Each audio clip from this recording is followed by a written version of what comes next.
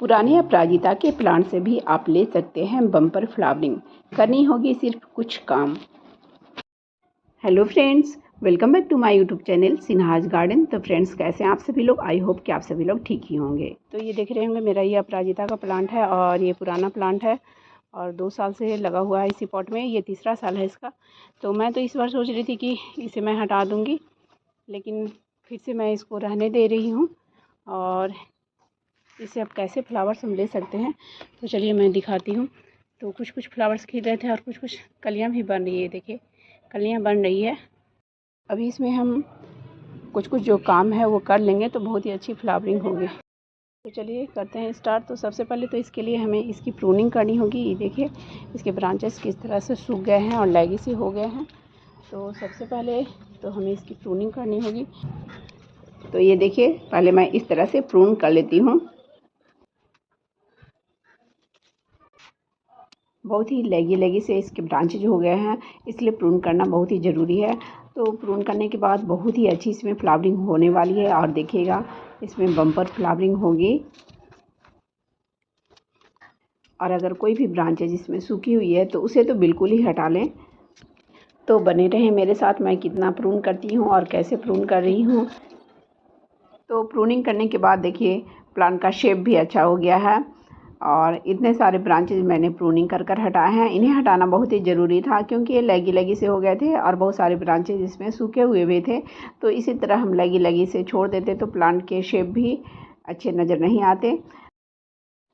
तो प्रूनिंग के बाद क्या स्टेप है, तो उसके बाद पॉट में जितने भी सारे वीड्स निकले हुए हैं उन्हें हमें हटाना होगा। तो ये देखिए, इस तरह से मैं हटा रही हूँ और इसमें बहुत सारे बथुआ भी निकले हुए हैं और कुछ ये देखिए बटर कप के प्लांट लगे हुए हैं जिसमें कि पीला पीला फ्लावर्स खिलता है।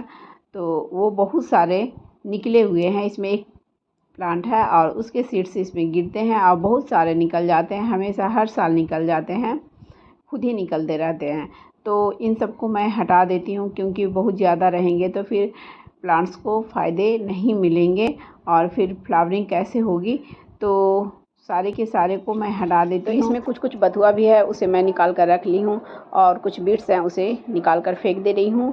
और इसमें एक ये प्लांट है जिसे कि हम लोग बचपन में बहुत खाते थे और खोज कर खाते थे, लेकिन अब नहीं। और ये फ़ायदेमंद प्लांट्स है, तो इसका नाम मुझे अभी याद नहीं आ रहा है, बताऊँगी बाद में। और बटर कप के तो बहुत सारे छोटे छोटे प्लांट निकले हुए हैं क्योंकि इसके सीड्स खुद गिरते हैं और खुद निकल जाते हैं इसमें। तो बहुत सारे निकले हुए हैं, लेकिन मैं हटा देती हूँ क्योंकि नहीं हटाऊँगी तो फिर अपराजिता को बेनिफिट्स नहीं मिलेंगे, फिर अपराजिता में फ्लावरिंग अच्छी नहीं होगी, इसलिए मुझे हटाना होगा। और एक को मैं पहले से ही छोड़ी हुई हूँ, तो एक आध बटर कप के प्लांट को मैं इसमें छोड़ दे रही हूँ, बाकी सबको हटा दे रही हूँ। तो इस तरह से बीड्स को निकाल ली हूँ और एक बटर कप के प्लांट्स को पहले जो मैं छोड़ी थी वो छोड़ दी हूँ। तो अब चलिए पहले इसकी कर लेते हैं गुड़ाई। ये देखिए, और इसके रूट्स भी ऊपर तक आ गए हैं, लेकिन इस बार मैं गुड़ाई कर सिर्फ फर्टिलाइज़र ही डालूँगी। लेकिन अभी हम गुड़ाई करके फर्टिलाइज़र इसमें डाल देंगे तो फिर इसमें फ्लावरिंग बहुत ही अच्छी होने लग जाएगी।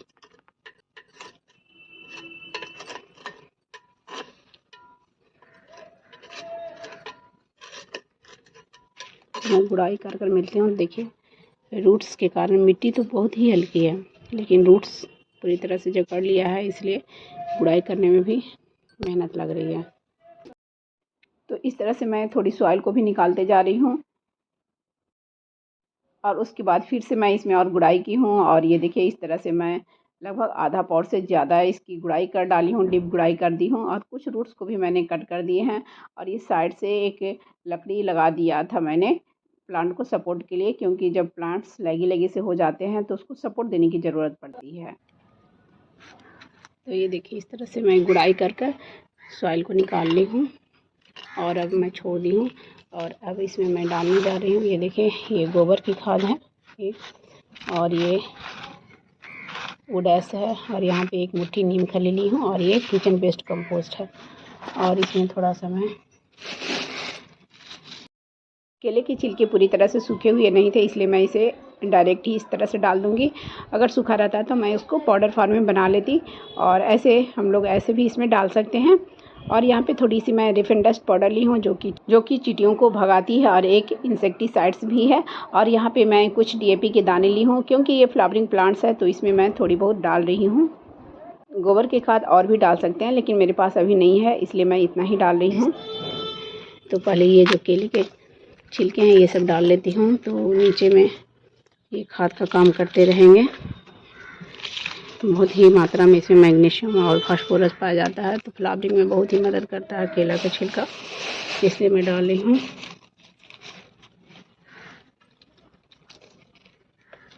देखिए इस तरह से, तो यहाँ पे सॉइल भी हल्की बनी रहेगी। और अब जो यहाँ पे हमने ये खाद बनाया है ये डाल देते हैं इस तरह से। देखिए 2 मुट्ठी चारों तरफ से पॉट में डाल दी हूँ।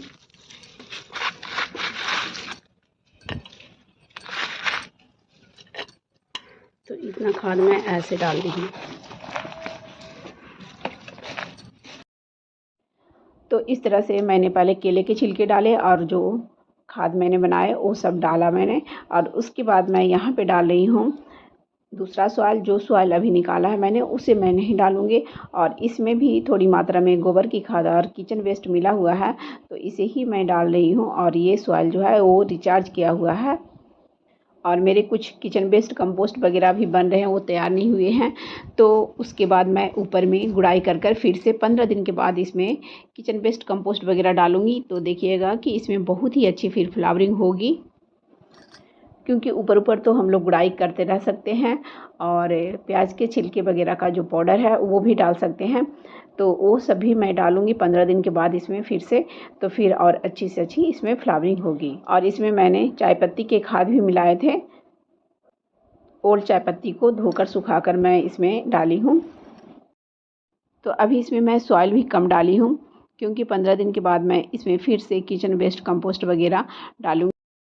लेकिन अभी हमने जो नीचे में डाला है केले के छिलके और उसके बाद जो खाद हमने बनाकर डाले हैं, वही प्लांट को बहुत ही ज़्यादा फ़ायदा करने वाले हैं।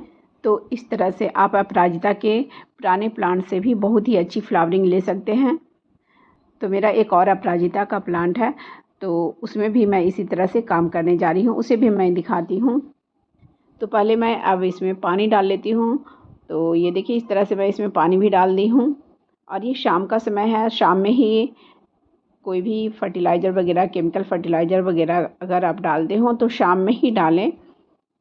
ऐसे तो मैं बहुत ही कम मात्रा में केमिकल फर्टिलाइज़र डाली हूँ और बहुत ही कम डालती हूँ, सिर्फ फ्लावरिंग वाले प्लांट्स में थोड़ी बहुत डाल देती हूँ। शाम में ही डालें, क्योंकि धूप में डालेंगे तो प्लांट भी ख़राब हो सकता है, और शाम में डालने से प्लांट उसको धीरे धीरे अब्जॉर्ब कर लेता है और इससे प्लांट भी सेट हो जाता है। तो ये मेरा दूसरा अपराजिता का प्लांट है। तो ये प्लांट तो है छोटा, लेकिन इसमें भी फ्लावरिंग बहुत ही अच्छी होती थी। और ये भी डबल पेटल्स में है, और पहले वाला भी डबल पेटल्स में ही था मेरा। तो इसकी मैं पहले प्रूनिंग कर लेती हूँ, और इसमें जो भी बिट्स वगैरह हैं उसे मैं निकाल लेती हूँ।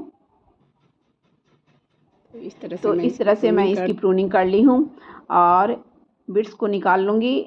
और बिट्स को निकालने के बाद इसके सॉइल को सिर्फ गुड़ाई कर छोड़ दूँगी आज, क्योंकि देखिए अंधेरा जैसा हो गया है। तो इसमें मैं अब कल शाम में फर्टिलाइज़र डालूँगी, जो भी डालूँगी, क्योंकि अभी मैं लेकर भी नहीं आई हूँ और अंधेरा सा हो गया है अब। तो इसकी मिट्टी को भी एक दिन के लिए धूप वगैरह लग जाएगा तो अच्छा हो जाएगा। और इसमें एक राई का प्लांट था, उसे मैं निकाल लेती हूँ, जिससे कि आप लोग सरसों भी कहते हैं। तो ये काला वाला है, काला वाला को हम लोग राई कहते हैं। तो इस प्लांट को ही मैं निकाल लेती हूँ। तो फ्रेंड्स, मेरी वीडियो अगर अच्छी लगी हो तो प्लीज़ मेरी वीडियो को लाइक करें, शेयर करें एंड कमेंट्स करें। और ये देखिए 5-6 दिन के बाद का ही रिजल्ट है। और बटरकप में कितने सारे फ्लावर्स पीले पीले खिले हुए हैं, और इसमें भी बहुत सारी कलियाँ भी बन रही है।